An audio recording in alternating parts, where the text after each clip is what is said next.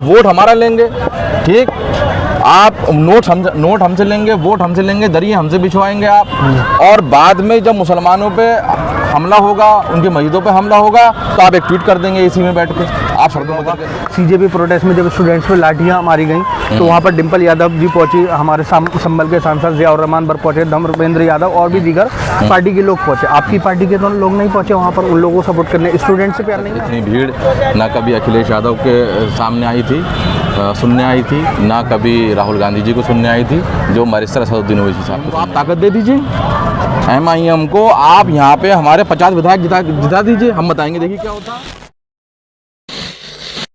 फैजान फारूकी नाम है मेरा और आप देख रहे हैं द पब्लिक व्यू। 25 जुलाई को असदुद्दीन ओवैसी मुरादाबाद में सभा करेंगे। इस वक्त मैं मौजूद हूँ ठीक जामा मस्जिद के सामने, और ये जामा मस्जिद पार्क कहलाता है, और मेरे साथ मौजूद हैं उस प्रोग्राम के ऑर्गेनाइज़र वकी रशीद साहब। हम वकी रशीद साहब से बात करेंगे कि 25 तारीख के प्रोग्राम को लेकर क्या तैयारियाँ हैं, चुनाव को लेकर क्या तैयारियां हैं, और इसमें क्या कोई नई घोषणा होने वाली है, कोई नया चेहरा इंट्रोड्यूस होने वाला है। वकी रशीद साहब, आपका स्वागत है द पब्लिक व्यू में। बहुत शुक्रिया। वकी रशीद साहब, 25 तारीख को ओवैसी साहब का प्रोग्राम होने वाला है, आप उसका ऑर्गेनाइज़र हैं। क्या कुछ देख रहे हैं कि मुरादाबाद में हलचल बढ़ी है, ये मैदान काफ़ी रहेगा क्योंकि काफ़ी भीड़ भाड़ वाला एरिया है, दिक्कतें तो होंगी इस तरह की काफ़ी सारी? देखिए, लोगों को जब से ये पता चला है कि बैरिस्टर असदुद्दीन ओवैसी साहब 25 तारीख को शाम 5 बजे जामा मस्जिद पार्क आ रहे हैं, तो लोगों में बड़ा उत्साह है। लोग बड़ी उम्मीदों से उनको देखते हैं, उनको सुनते हैं, और अपने महबूब लीडर को वो करीब से देखना चाहते हैं, वो लाइव देखना चाहते हैं। तो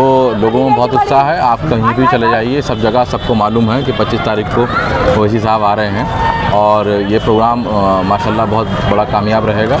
और आप देखिएगा कि ऐतिहासिक प्रोग्राम होगा। आज तक इतनी भीड़ ना कभी अखिलेश यादव के सामने आई थी, सुनने आई थी, ना कभी राहुल गांधी जी को सुनने आई थी, जो बैरिस्टर असदुद्दीन ओवैसी साहब को सुनने आई थी। सुनने आई थी, सुनने का जिक्र तो होता है, ओवैसी साहब को सुनना बहुत पसंद करते हैं लोग, सुनते बहुत है, इसमें कोई शक नहीं है। मैदान के मैदान भर जाते हैं, सोशल मीडिया भर जाती है, ओवैसी साहब को सुनने वोट में क्यों तब्दील नहीं हो पाता? देखिए, हम लगातार पार्टी माननीय प्रदेश अध्यक्ष शौकत अली साहब के नेतृत्व में यहाँ मेहनत कर रहे हैं, और हम लोगों तक ये बात पहुँचाने में कामयाब रहे हैं कि हम कोई बरसाती मेंढक नहीं हैं। हम लगातार आपके बीच में आपके मुद्दों पर बात कर रहे हैं। मुरादाबाद में कोई भी घटना होती है, किसी के साथ कोई जुल्म ज़्यादती होती है, तो MIM मजलिस इत्तेहादुल मुस्लिमीन की पूरी इकाई बहुत मजबूती के साथ उसमें उनके साथ खड़ी रहती है। तो लोगों में अब ये विश्वास पैदा हुआ है। पहले हम नए थे, जाहिर सी बात है, हम पे लोग कैसे विश्वास करते, लेकिन हम लगातार माननीय प्रदेश अध्यक्ष जी शौकत साहब के नेतृत्व में काम कर रहे हैं। तो अब लोगों में एक असर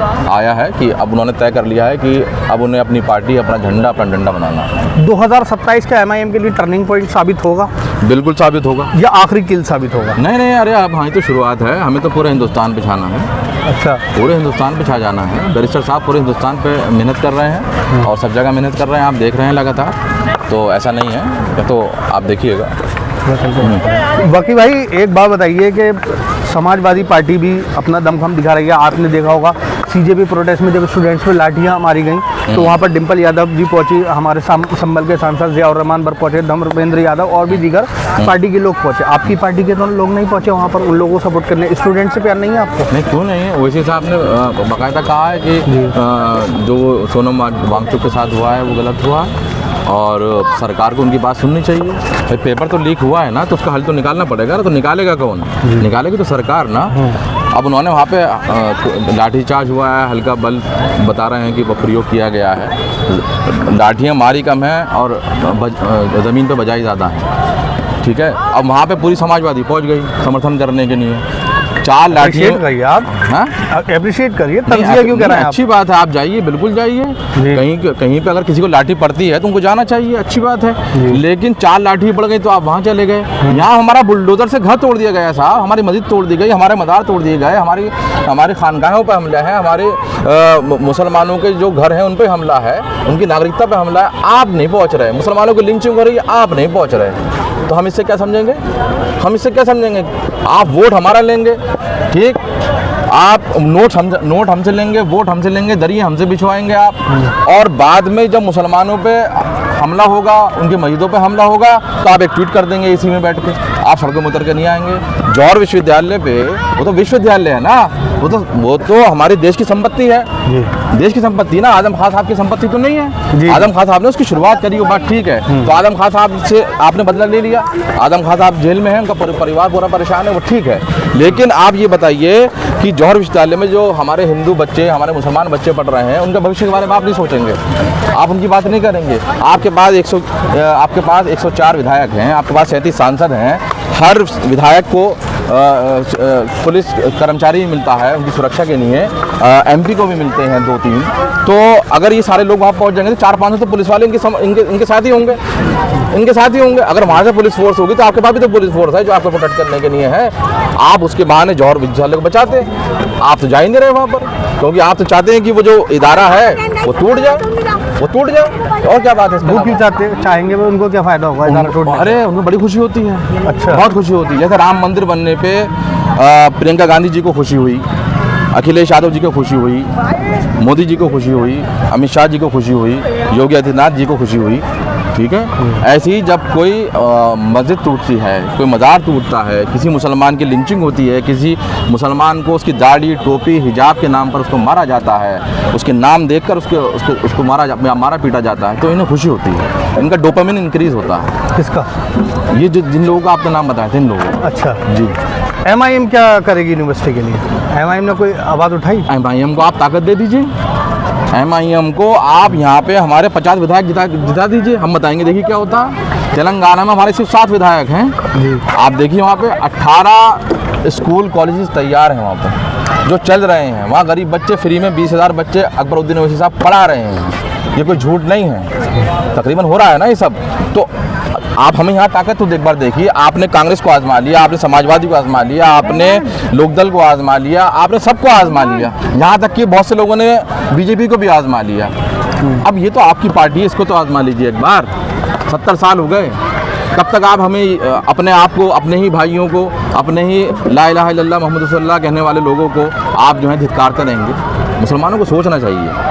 अच्छा, क्या ये जो सभा कराई जा रही है, अभी तक तो ये चल रहा है कि इसके जो ऑर्गेनाइजर हैं वकील रशीद हैं, क्या प्रत्याशी भी वकील रशीद हैं? नहीं, और अगर चुनाव लड़ेंगे तो क्या इस बार जोरदार चुनाव लड़ा जाएगा? क्योंकि जाहिर है 2022 में तो कोई खास परफॉर्मेंस आपकी रही नहीं थी। देखिए, आयोजक का एक नाम होता है, ठीक है, परमिशन मूव होती है, उनकी कोई जिम्मेदारी भी होती है, लेकिन यहाँ पे जो आयोजक है वो पूरी जिला इकाई, पूरी महानगर इकाई है। अच्छा। ऑल इंडिया मजलिस इत्तेहादुल मुस्लिमीन है यहाँ पर ऑर्गेनाइजर, वो सब मिलके, हम सब मिलके ये प्रोग्राम कर रहे हैं, और ये प्रोग्राम बहुत हमारा ऐतिहासिक होने वाला है और कामयाब रहेगा इंशाल्लाह। इसके बाद कहाँ आपको कोई खबर है इस बात की? इसके बाद सभा कहाँ शुरुआत होगी?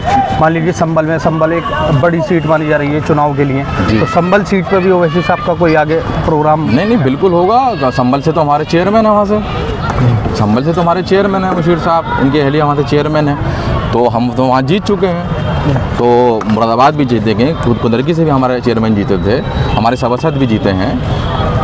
पूरे इलाके में, पूरे उत्तर प्रदेश में पार्टी सब जगह चुनाव लड़ेगी और बहुत मजबूती के साथ लड़ेगी। किसी से डरने घबराने की बिल्कुल ज़रूरत नहीं है। जब तक आप देखिए, बड़ा मशहूर डायलॉग है ना, जो डर गया समझो मर गया।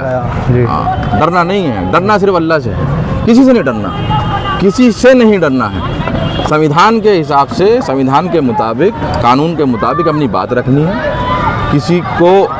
किसी से कोई दबाव बनाए आपसे, उससे डरना नहीं है, घबराना नहीं है बिल्कुल भी। कमाल अख्तर साहब के लिए आपने एक बात कही थी और उनको दावतनामा दिया था कि वो हमारी पार्टी में आए। मैंने कमाल अख्तर साहब का इंटरव्यू किया और उन पर इमरान मसूद साहब के जो स्टेटमेंट पर सवाल किया, उन्होंने इसका जवाब दिया कि इमरान मसूद साहब वैसे तो मेरे भाई हैं, लेकिन उनको ऐसी बात नहीं करनी चाहिए कि लोग उनको बीजेपी का समझने लगे। हाँ, जो समाजवादी पार्टी के किरदार पर, जो उनके काम पर उंगलियां उठाएगा, वो बीजेपी की टीम बन जाएगा उनकी नज़र में।